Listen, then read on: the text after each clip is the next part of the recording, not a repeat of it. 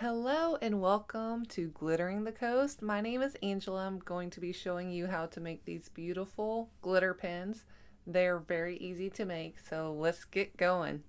Alright, so I have this really cool crafting box and it has some separate compartments. I've got my Inkjoy gel pen, and what I do is I take it apart. So I start twisting off the bottom and I take out the ink and I take out the two little pieces that are inside. After that, I take the clip off just simply by twisting it, and I do that with all of my pens that I have available, and it's pretty simple to do. If you're having some issues with taking off the clip, use some pliers if you need to, and that should help. Once I get everything taken apart, I'm going to go in with my Dremel. Actually, I use this for my nails. I do my own dip powder nails. But I use my little nail drill linked in the description box. It's got a sandpaper disc on it, and I should have changed it out for this video. It would make it a lot easier for the parts to come off. But what I'm doing is I'm gently sanding the pieces that I just showed you. There's one on the back, and then there's a tiny little dot right there that I don't like, so I always sand that off. And then I make sure I get the part where the clip was, and I make sure I sand that very well. Use light pressure, or you could sand through too deep onto the plastic part. And after we do this, you just make sure that you wash it really well with soapy water. This is the only part of the pen that I sand. So if you are a type of person that has seen other videos or you're doing it a different way, this is my tried and true method. So it's definitely working for me, and it has, and it's something that I recommend doing. So after this, I take all of my pens, I put them on dowels, which will be linked in the description box, and I go outside and I spray paint them. I typically spray paint them in the color that coordinates with the glitter. But you'll see here in shortly that I've got different glitter colors that I put on the pens. So I'm mixing up my favorite epoxy, which is KSResin, Liquidy Split Ultra UV, and I'm only mixing up 5 milliliters of this. The reason why I'm doing it with just a little bit of the epoxy, which is also called the epoxy method, is I don't want to waste epoxy. You only need a very, very small amount of epoxy for your application of glitter. If you get too much, see here, okay, real quick, here's my 3 colors, here's my dowel. I've spray painted white, a blue, bluish green, teal, and then a purple.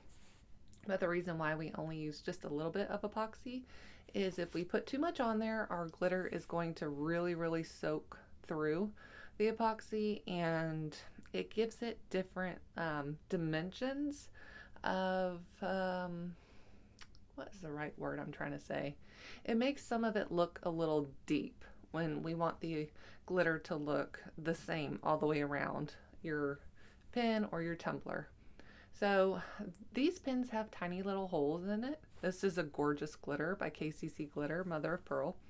But the pens have like grooves in them. So you want to make sure that you get the epoxy in those little grooves as best as you can, or you will have to go back and add more epoxy to it and re-glitter those pieces. So just work it through as best as you can. And what I do is I start in the middle and I go up the pen. Once I'm satisfied with that, I go around the rim. Do not get the epoxy in the pen. And then after I'm done with that, I go through to the bottom part. I just make sure I don't get epoxy on the wooden dowel.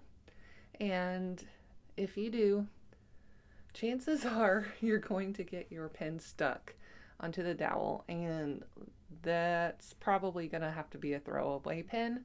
So be very be very generous with watching what you're doing here, okay?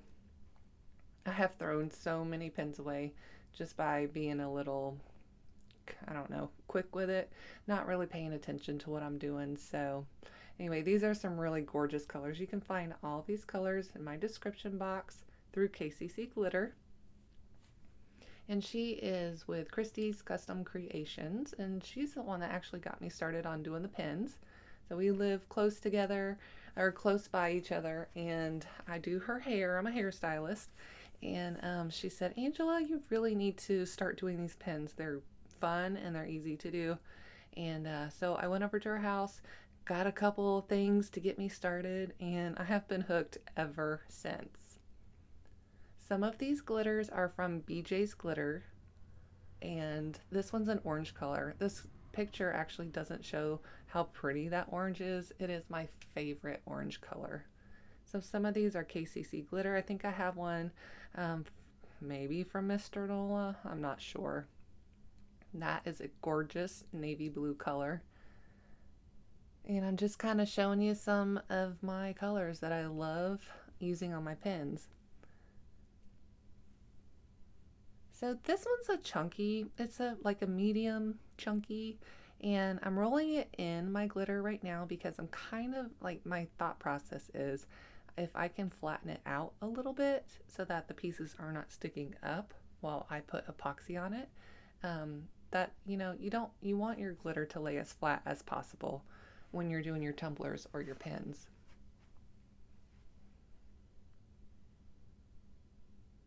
All of these will have quite a few coats of epoxy on it.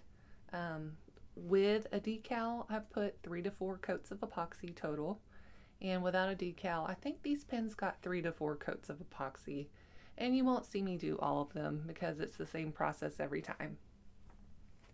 So I have, in this video, I had made 18 pins, and I mixed up about 15 milliliters of my KSResin epoxy, and it gives me a little bit of extra in case I need it, so I don't have to stop and mix up a little bit more. So just like the first time we put the glitter on, we're going to make sure that we start off in the middle, work your way up, go around the rim of it at the top without getting the epoxy inside, and then we smooth our way back down to the bottom.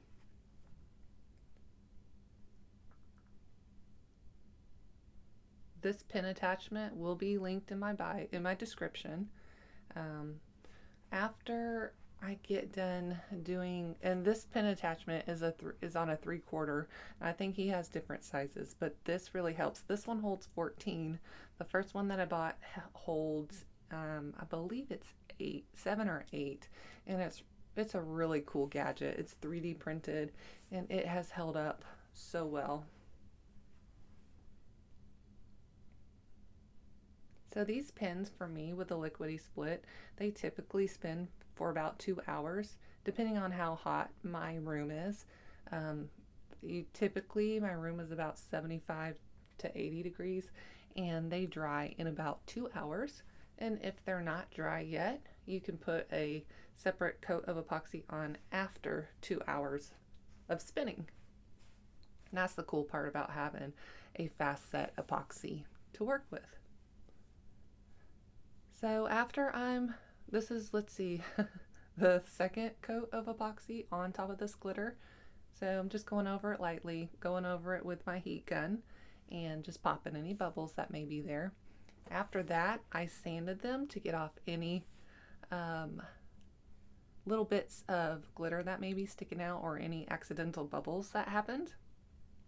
Use Dawn dish soap. It gets all of the extra stuff that you sanded off, and it gets any grease from your fingertips off. And then after that, I dry them really well, and I end up putting them back on the dowels and put more epoxy on. Some of this can be a little repetitive, but I'm just trying to make sure everybody gets a good idea of what to do. So after sanding and washing, now would be the time to put your decal on. You put your water slide on now, or you can put on your vinyl stickers.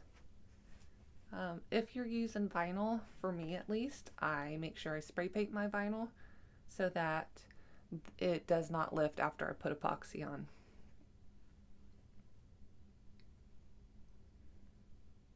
The torch really helps gets any bubbles out. So if you are using a heat gun, that could spread the epoxy.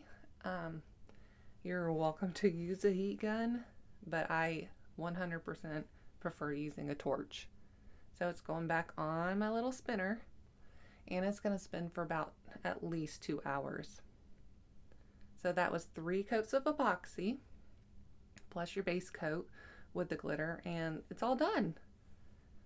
These pens are super smooth and very glittery. So I'm just going back in now, putting in the clicker parts, making sure everything works. I click every single pen just to make sure that they're working properly.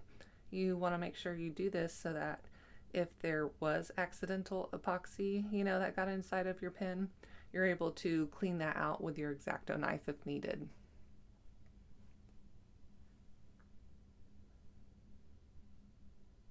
And like I said, I definitely click each single pen. I do not want to give a customer a pen if they don't work. That would be horrible. If you have any questions, feel free to reach out to me. This is a really quick tutorial, and I hope it helped. If you have any questions, leave a comment. You're welcome to send me an email.